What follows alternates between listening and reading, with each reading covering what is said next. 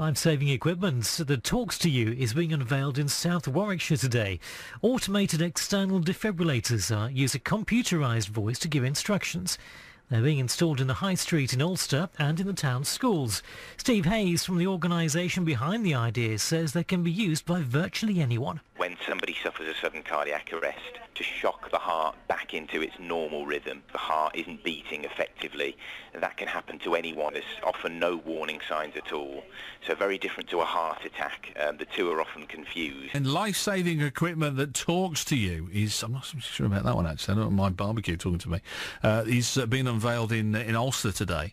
The automated external defibrillators, or the AEDs, thank goodness, use a computerised voice to talk people through their use, to help them to save lives for those who've had a cardiac arrest. They've been installed in the High Street, in Ulster's high and primary schools rather, as well as on the town's High Street. But how do they work, and can anybody really use them? Well, Steve Hayes, he's from the Shipston-based charity Arrhythmia Alliance. They're installing the machines, and he's here in the studio with a training version of the machine. Steve, morning, thanks for being with us. Morning, Shane. So this isn't actually, this is to all intents and purposes, like the real thing. But exactly. You can't hurt yourself with that one, basically, that's can you? it, the thing. Yeah, well, you can't hurt yourself with the actual devices anyway. They only administer a shot when one's appropriate. But yeah, this is a training version of the AEDs, the devices that have been installed in Ulster. And as you said, Shane, they're really to save somebody in the event of a sudden cardiac arrest. This is a huge problem in the UK. 100,000 people a year die every year in the UK from sudden cardiac arrest. So we really have to get more of these devices into communities. And this is something that in the US they're very keen on as well. That's right. They've realised the necessity for these kind of things. So you see more and more of these things pop up. Exactly, yeah. Every sheriff's car in America, for example. They all carry one, do they, as well? And I just wonder with these things, I mean, can anybody really use these? I mean, are they that simple? Yeah, they talk you through the entire process from start to finish. Just take us through. Start that one up, because you've got the training one. So this is exactly what you would see. You can see it's a fairly small device, quite lightweight. It's the size of a frisbee, isn't it? Yeah, it's the size of a frisbee in diameter, but smaller than a lunchbox, very lightweight, easy to pick up, and this is exactly what, in the event of something happening in Ulster or wherever these devices are, the person would see this. There's a big green button, as you can see here, and you just press that. And Training scenario 1. Adult patient. Call for medical assistance. Remove clothing from patient's chest to expose bare skin. So it takes you all through... Green tab to remove pads. It takes you through, and then it waits for you to do it, does it? Exactly, yeah. So it advises you to pull out the pads and then attach them to the chest as shown. Peel pads from liner. And you can see it walks you through literally every step of the process. So that's incredible, isn't it? Apply pads to patient's bare chest, as shown in picture. Press pads firmly to patient's bare skin. And of course, what I always call the kachunka machine, you know, the kachunka in the thing. But it's not like that, isn't it? No, that's it. This particular one, you tape it onto the chest. Yeah, and there's even a diagram on the pads to show you exactly where to put them. Then what it will do is it will analyse the heart rhythm and it will... Heart rhythm. Do not touch the patient. Okay. So it kind of, and then it'll wait for... It actually has the technology within it not touch the patient. to analyse the patient's heart rhythm and assess whether a shock is necessary, because it won't always be, obviously. Oh, so this is going to shock now, is it? Stand clear of patient. Press the orange shock button now. So it still doesn't do anything until you make it happen. Exactly. So what's happened there is, obviously, because this is a training scenario, it's assuming that a shock will be needed. Right. But that's what would happen. It would assess the patient's heart rhythm. Press the orange shock button. I was going to say it's waiting for you to do it. Yeah, go on. The middle button is flashing. Shock delivered. Begin CPR. And it's as simple as that, yeah. Brilliant, isn't it? And how much do those things cost? How much are they? They vary in price. You're looking at anything really from upwards of about £1,000 to about £1,500, depending on the device. But, you know, I think you can see there as well as a metronome to actually guide you through CPR. Through the CPR thing, yeah.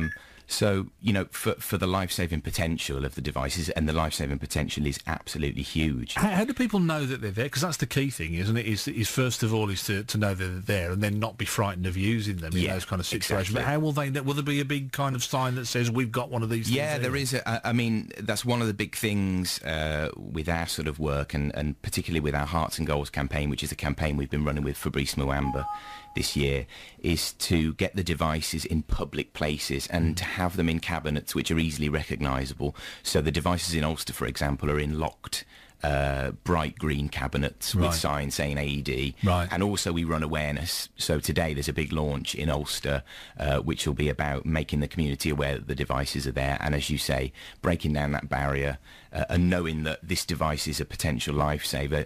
Anybody can save somebody's life with this. You don't have to be trained. You don't have to be a paramedic. Do you know, just sitting here for a couple of minutes, I'd feel more confident using that now and wouldn't be as frightened of it, just actually seeing it. Listen, keep up the good work. Thanks for joining us and explaining that. Thanks, Shane.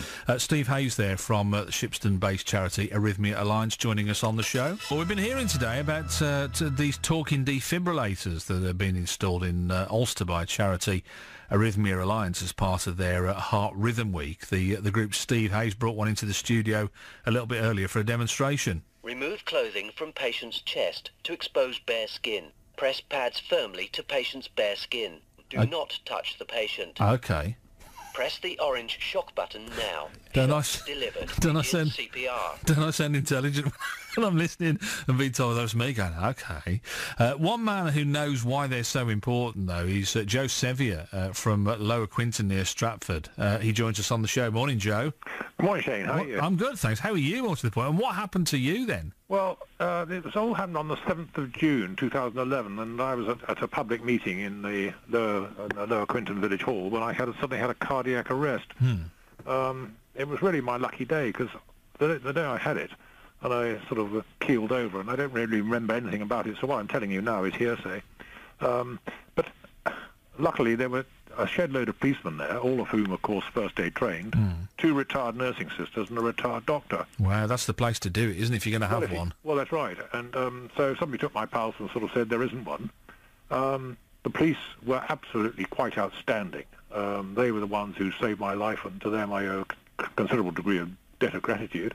And they sort of initiated the CPR, and then they sort of all had all their communication systems, so they got the wheels in motion to get all the emergency services there, and then, hey presto, I got the air ambulance to the Queen Elizabeth Hospital in Birmingham, and 7 weeks later I was discharged. So, I mean, this idea, and I was saying, I remember reading an article a while ago talking about in the United States, they were saying, look, we're losing too many people unnecessarily because we haven't got the right equipment in the right place at the right time. I would have thought you'll be one of the people backing this and saying, what a great idea to get as many of these things out there as we can. Well, that's beyond doubt.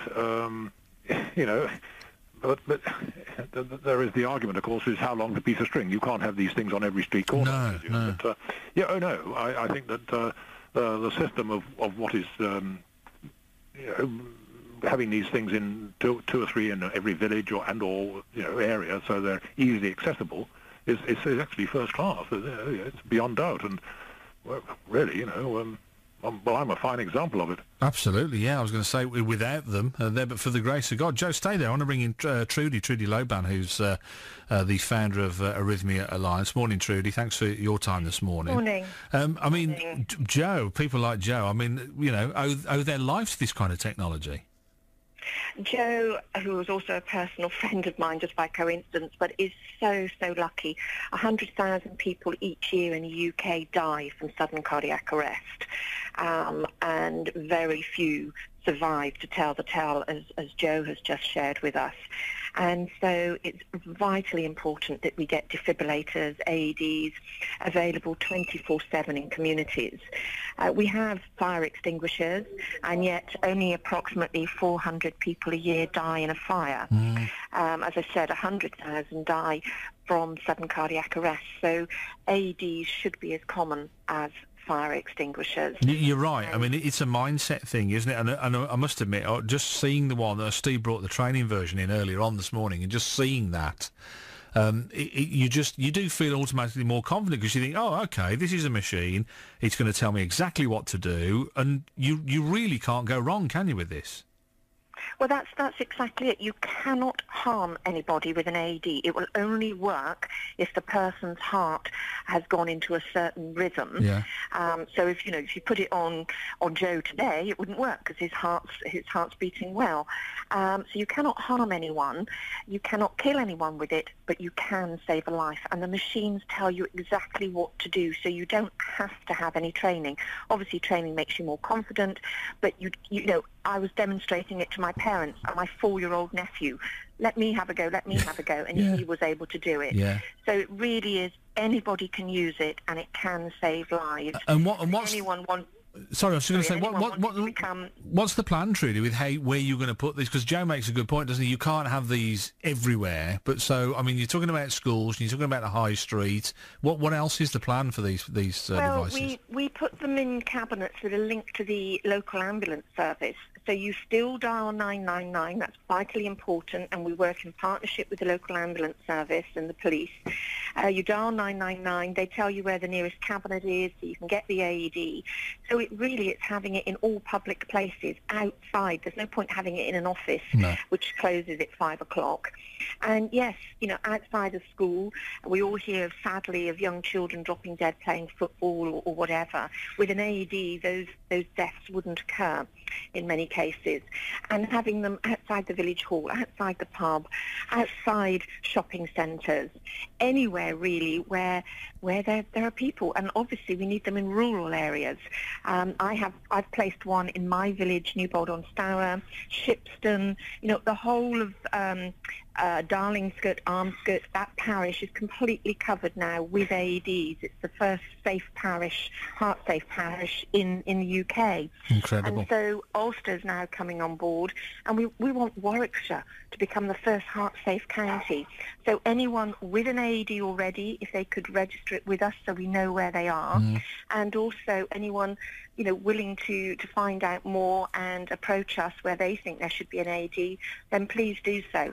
And we will work with them or with a team of people and with the ambulance service to get more AEDs available 24/7 so that more lives like Joe can be saved. Guys, great to talk to you. Thanks for being with us. Trudy Loban there from the Arrhythmia Alliance, the founder, in actual fact, of the Arrhythmia Alliance. And before that, you heard Joe Sevier, who's from Lower Quinton near Stratford, owes his life to one.